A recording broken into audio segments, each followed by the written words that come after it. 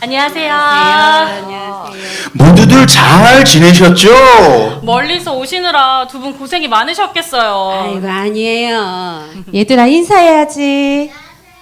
그래 너희도 1년새 많이 컸구나. 언제 봐도 예쁜 애들이에요. 얘들 크는 거 보면 우린 정말 늙는 것도 아니야. 두 분도 아직 젊으세요. 아유 그럼요. 맞아요. 참 소개할게요. 저번에 얘기했던 제 친구 딸 신기자예요. 안녕하세요. 기쁨일보 신기자입니다. 안녕하세요. 오늘 이 추모예배를 취재하기 위해 특별히 부탁드려서 이렇게 왔습니다. 잘 오셨어요. 저번에 대략 말씀해 주셨지만 그날의 사고와 10년 동안 계속되어 온 이 추모예배에 대해 알고 싶습니다. 말씀해 주세요. 바로 10년 전 오늘, 그날도 오늘처럼 추위가 시작됐던 겨울날이었어요.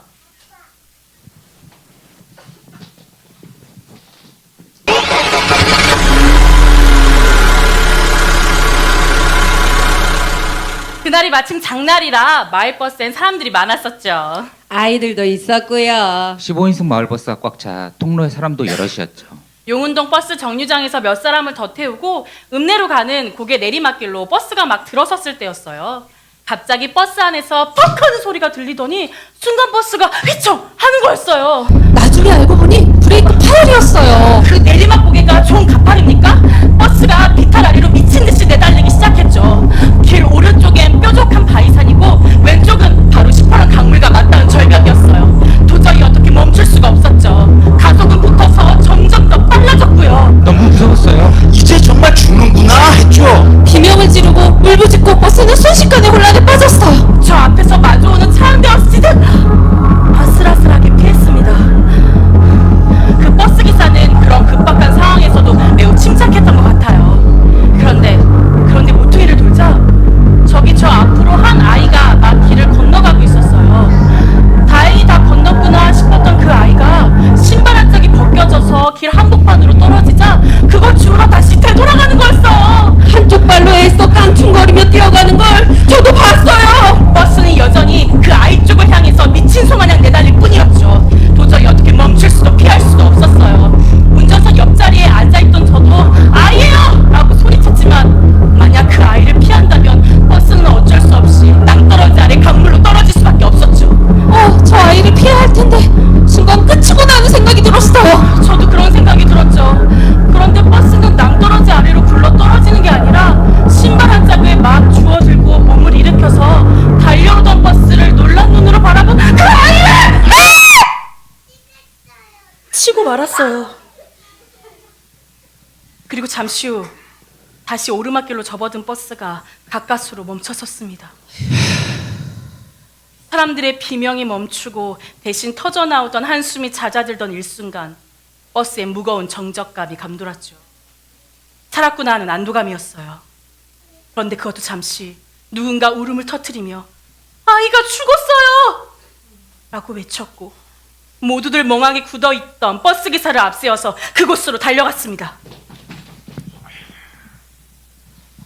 피로 얼룩진 아이는 이미 숨져 있었어요. 그리고 억누를 수 없었던 슬픔과 분노에 휩싸였던 우리는 그 버스기사를 향해 외쳤습니다. 말도 안 돼요. 왜 이 아이가 죽어야 해요? 어떻게 이럴 수가 있어요? 왜 버스를 멈추지 않은 거야? 바로 당신이 이 아이를 죽였어! 만약 그 아이를 피했다면 우린 어떻게 되었을까요? 그랬다면 우리 모두 그 사실을 마음속으로는 알고 있었지만 누구도 그것을 입으로 꺼낼 수가 없었죠.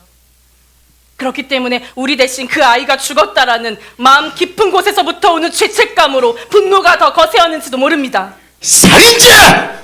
왜 죽였어? 당신이 죽였어! 당신은 살인자야! 당신이 아이를 죽였어. 그때 누군가 울음을 터뜨리며 말했어요. 아니, 이 아이는 저 버스기사의 아들이었어요. 우리는 멍하니 할 말을 잃었죠. 아이가 바로 그 버스기사의 아들이었던 거예요. 그는 천천히 몸을 굽혀 무릎을 꿇어 아들을 안았습니다. 그리고 그의 어깨가 천천히 떨리는 것을 보았죠. 그렇게 오랫동안 숨막힐 듯한 시간이 흘렀어요.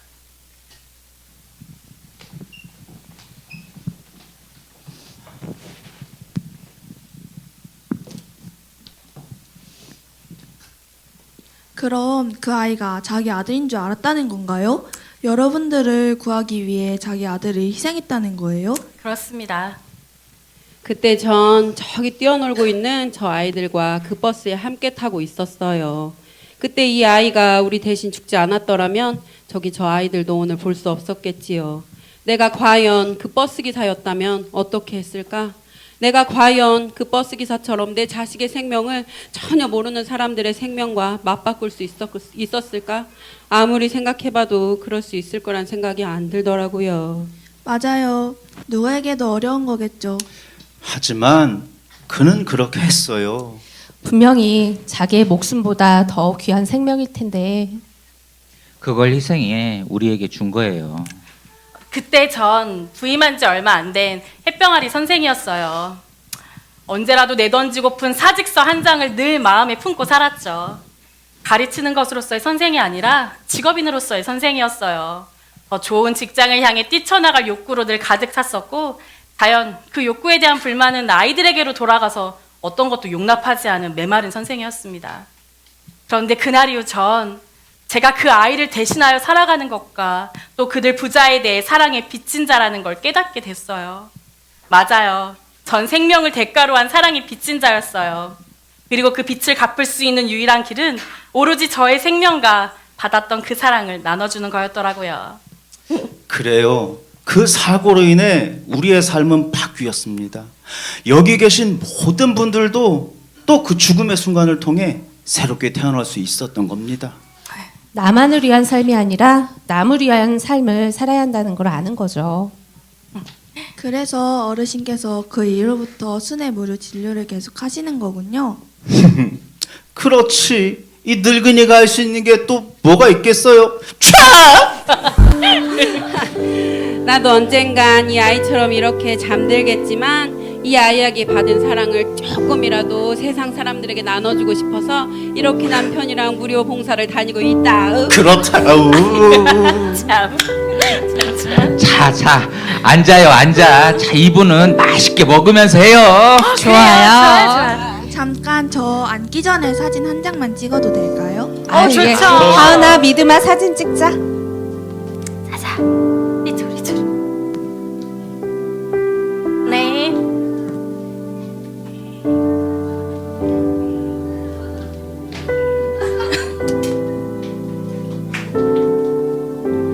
하나님은 모두에게 새 생명을 주시고자 하나밖에 없는 아들을 희생시키셨습니다. 그리고 자신의 아들의 고통과 죽음을 그저 묵묵히 지켜보셨습니다. 바로 우리를 살리기 위해, 우리에게 새 생명을 주시기 위해